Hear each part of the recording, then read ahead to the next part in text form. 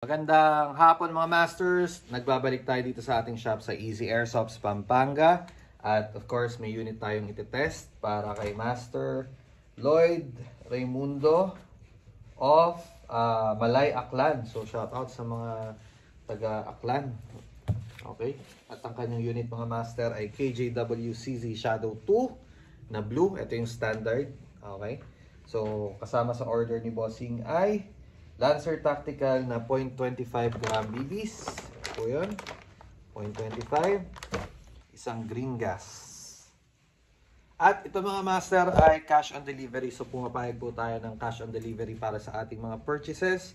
So kung gusto nyo kumuha ng unit at gusto magpa-COD, mag-PM kayo sa aming page para malaman yung procedure.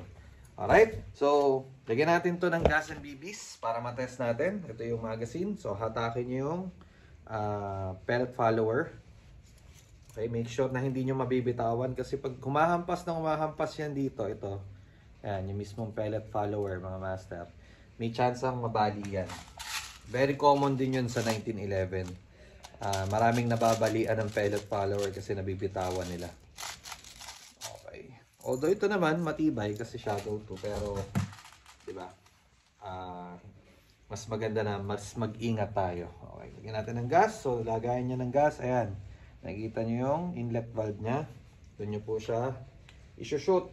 Pag nakita niyo yung shoot na, saka niyo ipe-press down.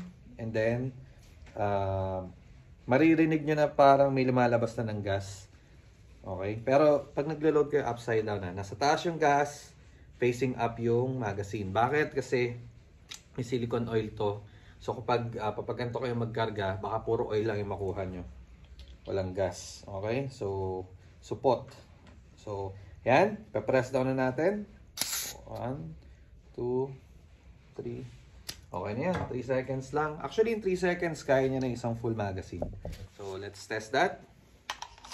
Okay? So, make sure na lapat at hindi malalaglag yung kanyang meron ng eye protection, master.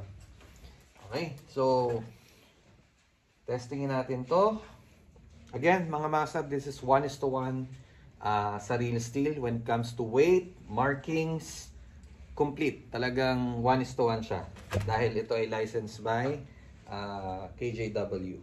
Okay, so allowed ni CISA gamitin yung itsura, yung pangalan na CISA Shadow 2. So, sobrang solid. So, ngayon, chrono natin mga bossing. Let's see kung anong performance ito. So, pag nagkasa, ang mga Shadow 2 mga master, hindi katulad ng ibang unit na pag hinatak nyo ganyan, makakasa nyo na. Yung mga ganito magkasa. Dito. Kung makikita nyo, may guhit yan dyan. Dito nyo lang po yan nahatakin sa taas. Marami naguguluhan dyan. So, ang hatak dito or dito. Pero pinaka maganda dito. Pull back, let go. Pag kinakasa, huwag nyong ibalik. Huwag nyong i-guide pabalik. Para kayo nagtitirador, di ba? Pull back, let go. Ganun lang. Alright, so let's see kung ilang FPS to. Tingnan natin ang performance. Okay, samahan natin yung chrono. Alright, firing. 328.5. So, good FPS yun, mga master. 327.1 and then last 327.6. So very stable yung FPS niya.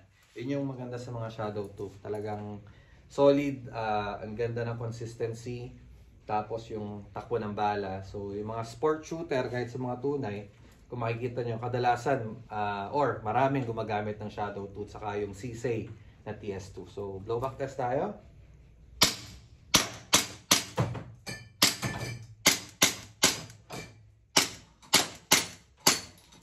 Ganda. Ganda ng aiming niya.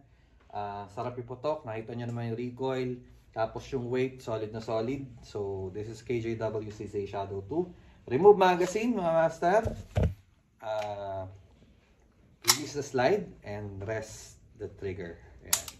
Okay? So, thank you once again kay Sir Lloyd Raimundo of Malay, Aklan. Mga masters, kung trip nyo itong unit na to, mag-PM, mag-message sa kayo dito sa aming page, Easy Airsofts, Pampanga.